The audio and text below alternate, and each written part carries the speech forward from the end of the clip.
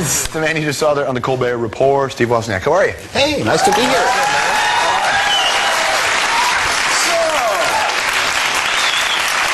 I try to be entertaining and make jokes with my friends all the time, but they see somebody like you who's so good at it. Oh, I'm just envious. Dude, I have writers. I can't do this. Me, I can't even. I call my writers and say, I need to order pizza. Can you help me through this? And they say, just pepperoni. I like pepperoni. That's how it works.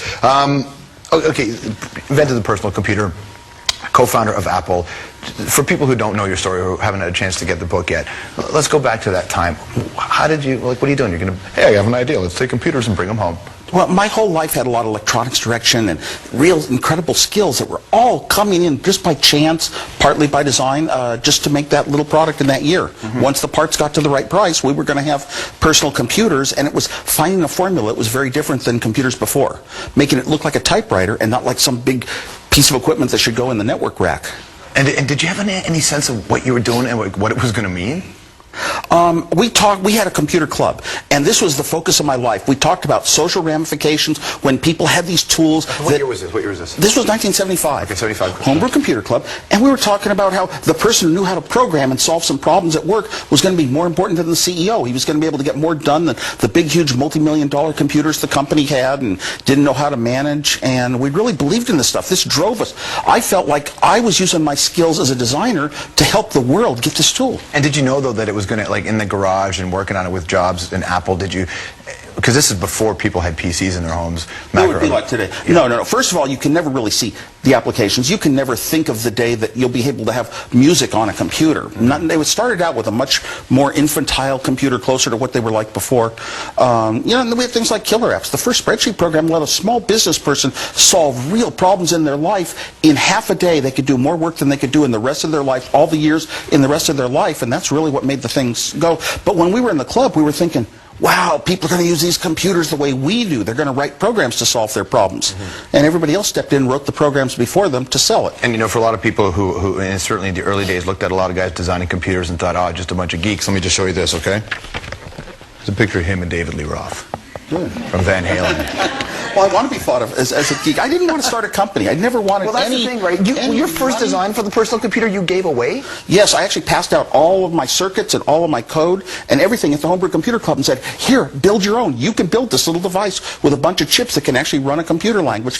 So if you didn't want to start a company, how did Apple come to be in the way we know it? Well, first of all, Steve said, let's start a company to sell a PC board. It's a part of a computer. For $40, we'll sell the PC board, and that'll help people make them easier.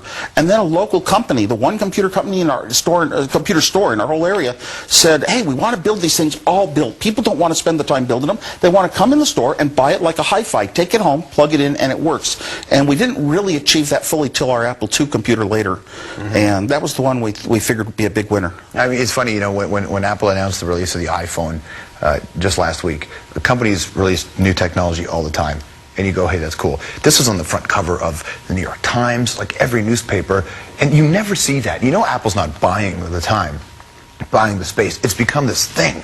This is Apple's really good at introducing products. I was actually crying at the keynote that somebody finally built a phone that kind of works like my computer. The way I really want the internet on my phone. It's got a lot of problems, and that bothers me. It's got a lot of limitations. Things like, that's like quantity. They get fixed over time. It's quality of the device. The first Macintosh computer could do very little, and it cost a lot, but it had a different style, a different approach to computing. Every computer today is now a Macintosh. So it's that ability to see the future and get there ahead of everyone else, even when they're sort of denying it in today's terms of what they expect. It's different, too, because, in the certain communities, the Mac was the kind of computer you took home, but for most people, Apple wasn't really that big a deal until the iPod came out. And the iPod sort of exploded in a way, because more people still have your PCs rather than Macs in their homes. But the iPod, and what has come since... But they don't sell as many computers as the PCs do. But they set the trends of what the next step in computers, and everyone else follows. Even Microsoft will follow in the operating system what Apple has done ahead of time, and we've just constantly been out there as the leader. And I guess the idea is that there's a philosophy behind the company, which is it goes above and beyond making money. Is that still accurate? First of all, every product has got to just grab you and say, I have to have that. So looks and style is very important to us. And also we've got to try to use the state-of-the-art technology and do things a little different way. We don't want to just do the same approach and better. We want to do something sort of a whole different approach. Kind of puts us on our own, more independent. All right. I mean, the iPod was called a music device, but if you looked at every music device in the world that existed, it was the first one that wasn't a music device. It was a little satellite to your computer. All right, let's move business aside. You're a prankster. Did you crank call the Vatican? I did in college, yeah. Yeah, you did? Yeah, Right, but I do pranks every day. This was going up because you said you didn't want to start a company, and you're not really the guy that, like, hey, let's make as much money as we can off of this business. How did you crank call the Vatican? What'd you do? Crank call the Vatican. This was back in college, and we had this little device called the Blue Box. Steve Jobs and I actually sold them. I built them, and then he said, let's sell them. That's always been a relationship, hasn't it? You know what? It was a short-term thing. And I don't look back on it as really good times, but it sure does remind me, this is what you're like when you're young and in college, and you discover that putting tones into a phone can make all the free calls you want anywhere in the world. So, yeah, I called the Pope once and said I was, I made up an excuse, and I got to talk to the bishop who was going to be the translator. I heard who'd you pretend to be, like Henry Kissinger? I pretended to be Henry. I said I was Henry Kissinger calling on behalf of Richard Nixon at the summit meeting in Moscow. And I didn't use an accent until I finally talked to the bishop. And the bishop said he'd actually just talked to Henry Kissinger. So they called to check it out. So wait a second, free long distance calling. So it's you or why everybody's downloading for free. You found a way around it. It's really funny. I had this personal philosophy that I would pay for my own phone calls and only use the phone box to explore the phone system and its flaws. And I was true to that. But looking back, I helped other people buy them and make their free calls. Did you give? So that was, and I'm not for it. Did you give Gorbachev and Bush a video game? I gave them both Game Boys.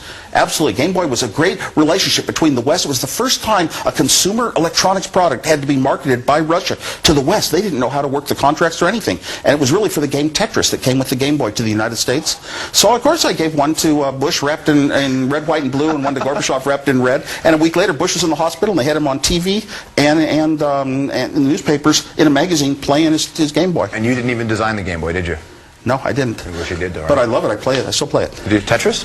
I played Tetris. I played Tetris one time on a 14-story building. The Science Library at Brown University in Providence, Rhode Island. Wicked, They had it for weeks. They had it up there where the windows lit up as the pixels. The windows of the building. And the pieces came down across the street. You could play it on a computer. Amazing. One of the things, before we let you go, you get your book, it's called I Was Out There. You talk about making, your life story, all the things you've done, and also the Apple. And a lot of what you do is you have a philosophy in your business and the way you do it. I wanted to know, Apple's taking it on the chin these days for the digital rights management and copyright. And being a guy who's a part of this, part of the beginning of this and the development of Apple, what do you think about where we're going with respect to that? Because, iTunes has a lot of digital rights management. And I think that iTunes actually found a formula that works very well and satisfactorily for people, and that the business is doing well. I mean, sure, anybody can get around iTunes that wants to. It's not an extreme digital rights management. There's absolutely no way to crack it. It doesn't really interfere with your life that much. And I think that's what the world needed for a long time. Steve, thanks for coming in, man. We really appreciate that. Glad to be here. Steve Wozniak, everybody. That's the name of his book. Never mind just David Lee Roth. There's also a picture of him and Emmylou Harris, who I believe sang at his wedding. So it's clearly bringing I Was, the name of his new book. Lots more to come on the program tonight, including this.